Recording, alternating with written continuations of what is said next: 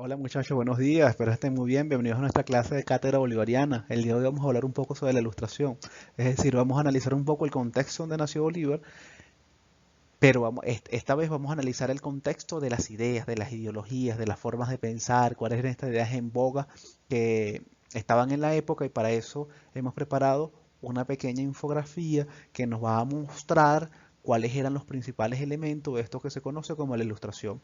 Es posible que ustedes ya en otros momentos ya hayan visto al menos alguna vez o se hayan asomado a este movimiento que se llama la ilustración, también conocido como el iluminismo. Este, y bueno, seguramente si se han acercado tendrán algo que decir, ¿ok? O algo que opinar con respecto. Y bueno, para lo que es un tema nuevo, vamos a ver unos elementos generales que nos van a permitir comprender, al menos en términos generales, qué es esto que se conoce como la ilustración. La ilustración, lo primero que tenemos que decir es que fue una corriente ideológica que surgió en Europa en el siglo XVIII como respuesta al antiguo régimen. Es decir, es un movimiento de ideas que nace con el objetivo de hacer oposición a unas ideas, a unas prácticas políticas, económicas y sociales que se ha conocido como el antiguo régimen. Entonces nosotros vamos a entender que la ilustración es un movimiento que va, ¿verdad?, contra el antiguo régimen, que se le opone directamente al antiguo régimen. ¿Qué es el antiguo régimen entonces? Un movimiento que supone en principio una sociedad jerarquizada. El antiguo régimen se desarrolla en Europa, es una sociedad jerarquizada donde arriba de la sociedad, donde la cúspide de la pirámide de la sociedad, vamos a tener a el clérigo y a la nobleza. Luego vamos a tener al campesinado, vamos a tener a los siervos, ¿verdad? Porque esta sociedad del antiguo régimen es una sociedad feudal dominada fundamentalmente por grandes señores feudales que tenían grandes posesiones de tierra y en esas tierras no trabajaban ellos, sino trabajaban los siervos. Así que había una relación de codependencia, pero también había una relación de subordinación. Sobre todo para los señores feudales católicos el trabajo era mal visto, por eso ellos no trabajaban, ¿sí? Era una deshonra trabajar para estos ciudadanos nobles. Así que tenemos que es una sociedad que también se basa sobre el privilegio. Ese es el antiguo régimen y hay otro elemento importante de destacar es que en el antiguo régimen los ideales de la Iglesia Católica son los ideales dominantes. Dominan sus ideales, pero también dominan la práctica política, económica y social. Es una sociedad entonces dominada por estas cosmovisiones, por estas formas de ver el mundo y por estas ideas. Es por eso que los ilustrados nombran a este periodo del antiguo régimen como la Edad Oscura. Seguramente ustedes han escuchado que la Edad Media es la Edad Oscura, donde donde no nació nada, donde había mucho terror. Y si bien eso podría ser cierto, otra cosa, otro elemento también importante es que también se desarrollaron muchos ámbitos de la vida humana. Pero como la ilustración era un movimiento que iba contra el antiguo régimen, creó un relato histórico y ese relato histórico iba a empezar a decir que todo lo pasado fue peor, ¿sí? Todo lo pasado es peor y todo lo que nos representa a los otros será lo mejor, será el futuro. Es por ello que la ilustración supone la modernización de la ciencia y supone la modernización de la ciencia porque la razón, ¿verdad? El conocimiento científico, el método científico va a ser un elemento central dentro de este movimiento.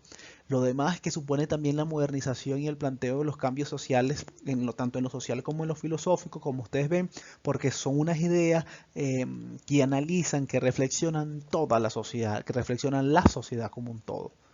Los principios de la ilustración nosotros los vamos a conocer, son más o menos, ahí yo les coloqué aquí unos 7 principios, entre estos y estos es como unos siempre principios.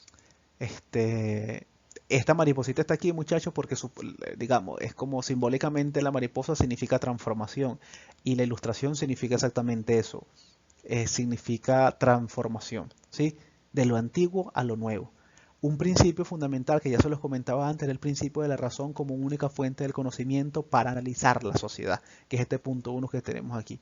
Cuando me estoy refiriendo a esto, me estoy refiriendo a que la razón, ¿verdad? Iba a ser ahora el eje fundamental de la ciencia, ya no iba a ser el dogma de la religión católica. Ya no iba a ser Dios el que iba a permitir conocer la humanidad y a través de Dios íbamos a conocer la humanidad, pero también a conocernos a nosotros, sino iba a ser ahora la ciencia y sobre todo el conocimiento racional, el conocimiento científico, el método, la formulada a partir de la observación.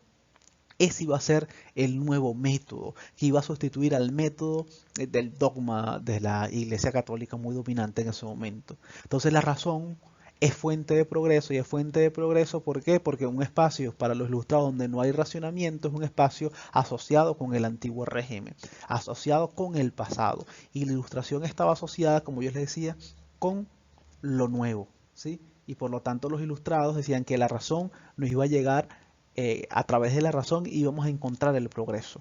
El ser humano, esto es importante, era el centro de su reflexión, era el centro de sus teorías.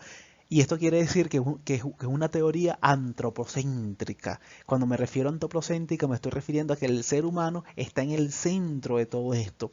Ya no es Dios que está en el centro de la humanidad, sino es la humanidad que está en el centro de su reflexión. ¿Ok? Esto es importante verlo porque cuando el hombre entra en el centro y la mujer, el ser humano, entra en el centro de la reflexión, la fe, ¿verdad? Se va a apartar por un momento y va a tomar la posición de la fe, más bien el conocimiento científico. Por lo tanto, la sociedad empezó a secularizarse. Cuando me refiero a secularizarse es que empezó a apartar, ¿sí? Eh, el conocimiento religioso del conocimiento científico. Empezó a apartar, entonces, em, lo religioso no fue en ese momento, sino fue, por lo menos eso es lo que quería, suponía, ¿verdad? Para los ilustrados tenía que ser una cosa privada, ¿sí? No tenía que ser una cosa pública, ¿sí? No tenía que estar regulada por el poder por el poder del Estado.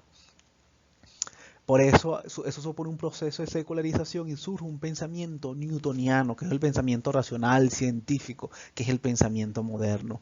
Esto es importante como destacar estos principios, que como yo le estaba diciendo entonces, la ilustración supone razón, conocimiento científico, supone también una disputa con la Iglesia Católica, pero no una disputa por si Dios existe o no, sino una disputa por cómo se concibe el mundo y por quién iba a tener el poder, ¿ok?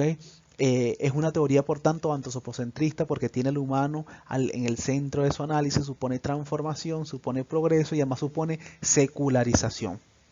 Supone el pensamiento newtoniano, que es un pensamiento donde el Estado y la iglesia están separados, ¿sí? Y la gente tiene una posición individual sobre su religiosidad que no tiene que ver con la posición del Estado.